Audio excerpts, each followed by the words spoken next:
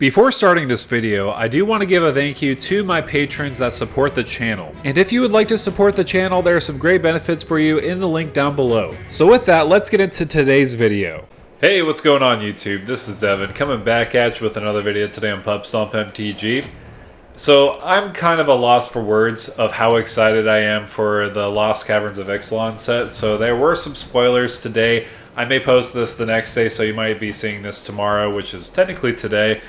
Either way, I am super excited. There's a lot of other spoilers. I'm not necessarily going to go over them. There's a lot of Ravnica stuff going on, along with Secret Lair and Lord of the Rings. However, the Lost Caverns of Ixalan, I am absolutely blown away with what we've just seen recently. So we do have the poster for the Lost Caverns of Ixalan. So we do have that Strixhaven elephant that became a planeswalker in the recent story arc. I'm trying to remember the name, but essentially he became a planeswalker, and it looks like he planeswalked over here, which honestly makes sense. He's an archaeologist and he's going for treasures, especially down in the Caverns of Ixalan. So very cool. We also see Huatli and also Saheeli too, so very cool that we get to see Dinobots together. And so as we go along and see some of the images here, there's quite a few that I would like to point out. So we do have Chimeli, the inner sun, so it looks like that's going to be the core and basically what gives light to the caverns in the Ixalan setting. So that's very cool to see. It looks like some people are worshipping it as well. It looks kind of like Saheeli's artificery. I'm not 100% sure how that's going to work. There's also a treasure chest as well, Explorer's Cache, so I don't know what that's going to be exactly. But we do have this really cool image of, I believe it's going to be Geshath leading a whole army of dinosaurs. I don't know what the scenario is going to be with this card specifically. Hopefully we get another new Geshath, or honestly even another new reprint, because I saw it in like the 30s, 40s for just the base copy. So hopefully it does get reprinted in some sort of way, whether it's the Secret Lair or in this new art. I do feel like this art's really incredible, and a lot of people will say, oh, it's a T-Rex. No, it's a Giganotosaurus, just letting you know first and foremost. I do have a deck tech on him if you do want to go check that out, but very cool art. It looks like it's in the center of the earth too, so a lot of the dinosaurs look like they're migrating down into there, so I don't know what's going on there too. So the only reason why I say it looks like it's in the center of the earth, if you look at the background, it shows like there's some type of rivers and some kind of things going on there. So the first card we do have is Huatli, Poet of Unity. So this is going to be a Naya commander, which is pretty neat. I don't think it's quite too powerful in my opinion, mainly because she enters the battlefield, you'll search your library for a basic land and put it into your hand and then shuffle. So it's not very powerful in that scenario, but I mean, you will exile her back into a saga, so you transform her basically into Aurora the Fifth People. So it has four saga modes. You make a dinosaur. You also have all your creatures tap for any Naya Naya colors. And on top of that, you will search for a dinosaur card in the Thurlord chapter. And you have basically almost a game-winning ability where dinosaurs you control have double strike, trample until end of turn. So pretty cool. I mean, personally, I don't think it's quite mythic level in my opinion. I don't think it's that powerful. I mean, let me know down below in the comments if I'm wrong. But we do have Quintorius Kond, as you can see with the new art. It looks like he has some spirits with him. So that's pretty neat. And also we do have Saheeli, which is some pretty cool art. And I guess we already have the return of Kellen. Looks pretty cool in that different type of armor. Looks like he is back coming right away from just Wilds of Eldraine. So that's, I mean, good for him coming straight to here from Eldraine to go against a bunch of dinosaurs. So, I mean, good for him. I mean, he looks kind of grown up compared to his previous iteration, so I don't know how much time jumping is going on. So with that said, we do have some very cool new basic lands. I'm always a sucker for full art basic lands, so there's a lot of cool ones. I personally like the Plains one the most, mainly because it kind of has a Sun Empire-esque look where it has the dinosaur flying, and then you see basically a lot of different fields in the background with the Sun Empire. The other ones look pretty cool. I say the other one that looks pretty interesting to me is probably the mountain. I'm a sucker for mountains. Mountains, I should say red is my favorite color out of all of them.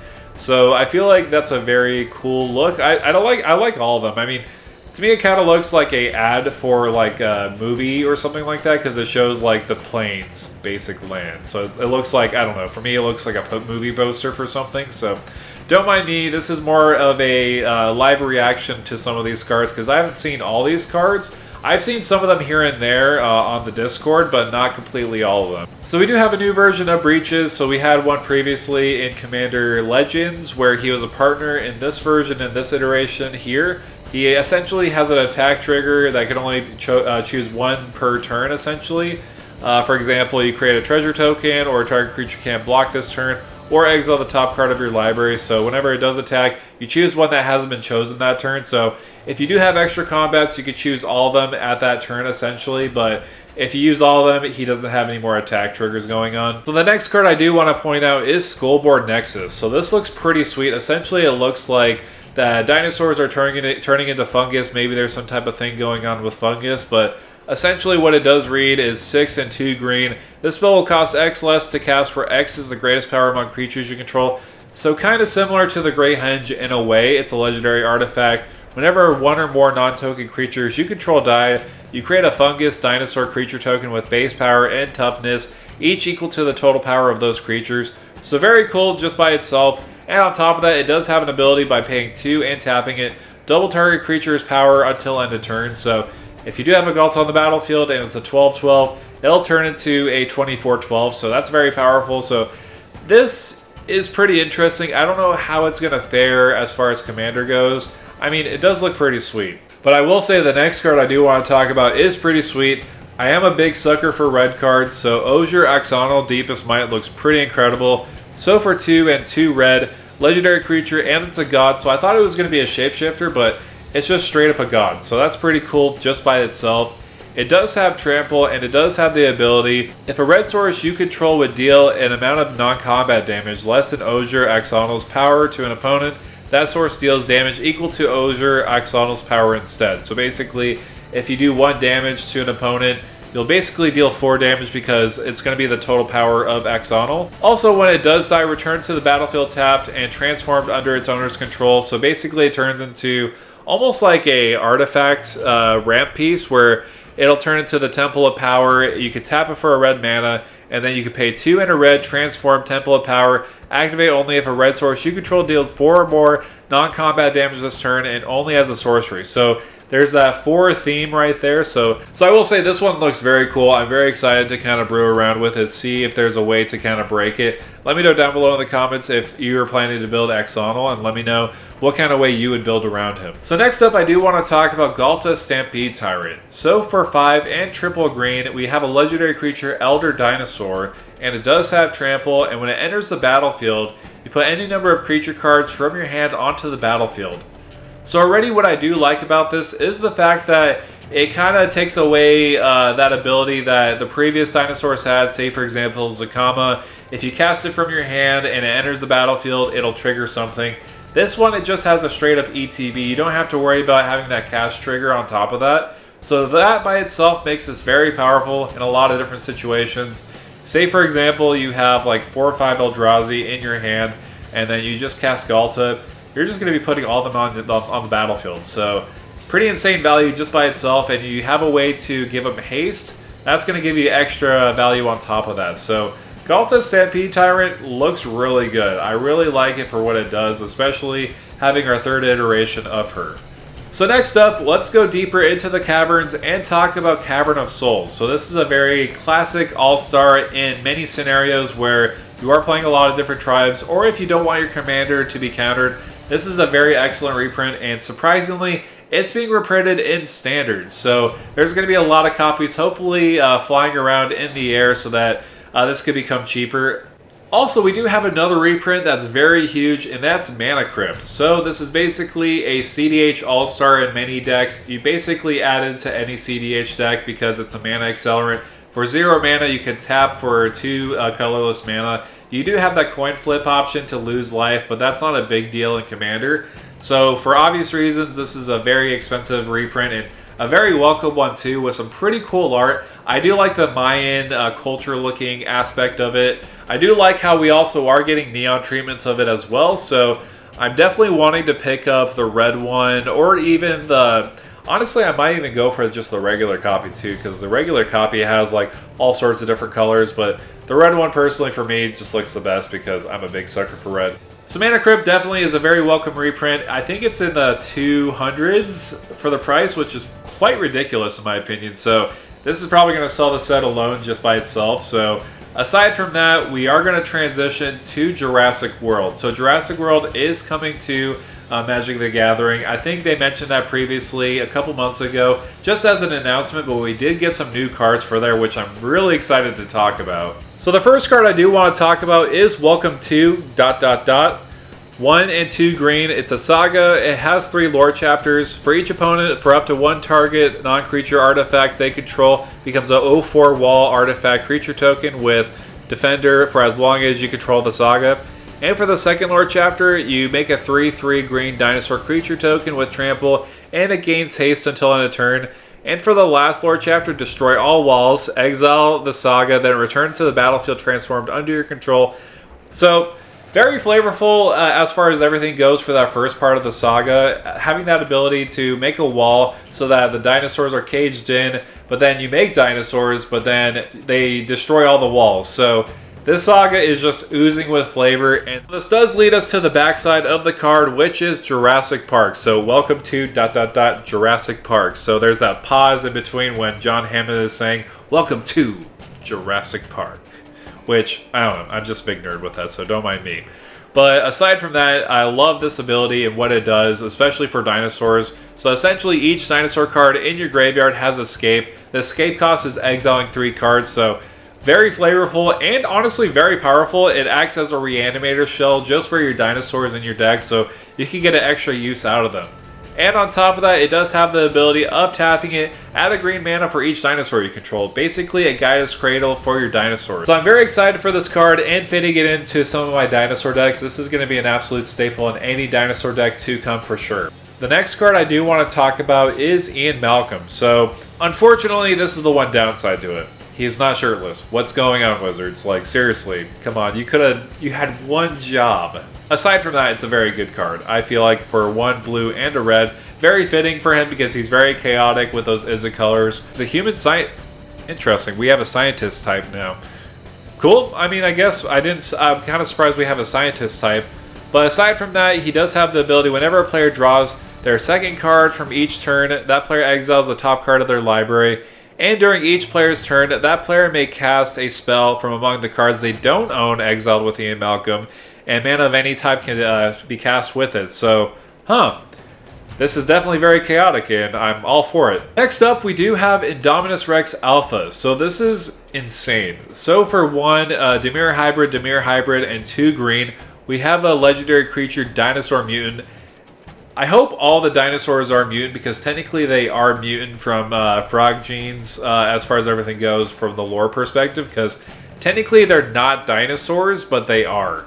But this has a pretty insane ability. So the Indominus Rex does read, it enters the battlefield, discard any number of creature cards. It enters the battlefield with a flying counter on it. If the card discarded this way had flying, the same goes true for First Strike, Double Strike, Death Touch, Hexproof Haste, Indestructible Lifelink, Menace, Reach, Trample, and Vigilance. So obviously this is a very cool and flavorful card because it's taking different spliced genes from different T-Rexes or Velociraptors or even Cuttlefish or different things. So it's stealing abilities from different dinosaurs. So as far as everything goes, this is very flavorful and discards basically the other dinosaurs into the graveyard.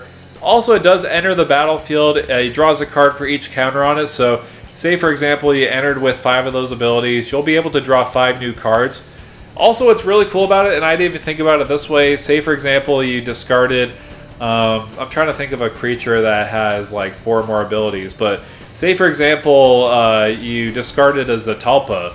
You're going to get all those abilities and then draw that many cards on Indominus Rex just for discarding Zetalpa. I mean, I know it doesn't have those color identities, but it's just something to think about. So pretty interesting card, Indominus Rex. I almost read it as you could discard any number of cards and draw that many cards. So I was hoping it would say that, but it's only discard creature cards, unfortunately. I mean, this could be a pretty sweet Reanimator shell in my opinion, but overall Indominus Rex looks pretty menacing as a commander, and honestly, could be a pretty good Amori commander in my opinion. Let me know down below in the comments. So aside from that, we do have 4 new commander decks that are coming out with Ixalan, so I guess they kind of discarded the way of having only 2 per standard set besides the, what is it, the 4th quarter one where they have 5, like the previous one with March of the Machine. So it looks like they have 4. The first one is basically the Pirates deck with Ahoy Mateys. So that's a fun name for the deck. We do also have Blood Rights with the Vampires, and they're going into more Orzhov colors, which is very fitting because of Ixalan. Also, the next one we do have is the Merfolk deck. So this is based off of 1/1 counters with Merfolk, and it looks like it's going to go into the Explore mechanic because it does read Explore for lands and stuff, or... oh, and buff. So lands and buffs. So it's buffing them while you're exploring for lands. So very clear indicator that we're going to have an Explore theme in the deck. But the one I am most excited for, as you know, I'm a big dinosaur fan. The precon that I'm very excited for is the Velociraptor. Did I say that right? Velociraptor. Okay, there we go. But this one I'm very excited about because it's going to be dinosaur tribal in that. So you play extra lands and dinosaur devastation is going to ensue. So obviously, the route this is probably going to go to is maybe a landfall theme with a dinosaur theme as well. So, very cool. And so, those are some of the precons that are coming out, which I'm excited about. I'm going to be planning on building all those with upgrades and everything. So, stay tuned for that. Aside from that, there are some important dates to note. So, the complete story drop will happen in October 20th. The debut and previews begin on October 24th. Also, the pre-release will happen on November 10th. And then the global release will happen on November 17th. So those are very important dates. I kind of skipped the whole MTG Arena thing. But aside from that, very cool. I'm very excited. As you can tell, I don't know. This is like a dream come true seeing Jurassic Park going to Magic the Gathering. So for me, I am personally excited. Let me know down below, how hyped are you for Jurassic Park going to Magic the Gathering and coming back to Ixalan? Essentially, that's what's really crazy about this, is the fact that there's so many reprints. But I'll tell you what, I am so excited for the set with either Jurassic Park coming to the universe or even some of the reprints, like Mana Crypt. That's a very big reprint. I'm surprised that wasn't in Commander Masters, but I'm glad to see it here because it has really cool treatments, especially with the Ixalan setting. And it's in Cavern of Souls too, so that's a very big staple that I hope that goes down in price. So I'm very excited for all these reprints, and of course, I am excited for the dinosaurs. I mean, sorry all you that like pirates, merfolk, or vampires. I'm more of a dinosaur person, as you can tell. So hopefully my excitement for dinosaurs doesn't go super high for you guys. But again, I'm very excited for Ixalan, very excited for Jurassic Park, very excited for what's to come in October and November. So with all that said, thank you guys so much for coming by and watching this video. Make sure to like, share, and subscribe to this channel. That really helps support the channel as I'm trying to grow it. I'm trying to get to 10,000 by the end of the year. I know that's very unlikely. I'm at 6,100 right now. If you guys could just like, share, and especially subscribe, that would help me so much. Again, thank you guys so much for the support. And with that out of the way, thank you for stomping by.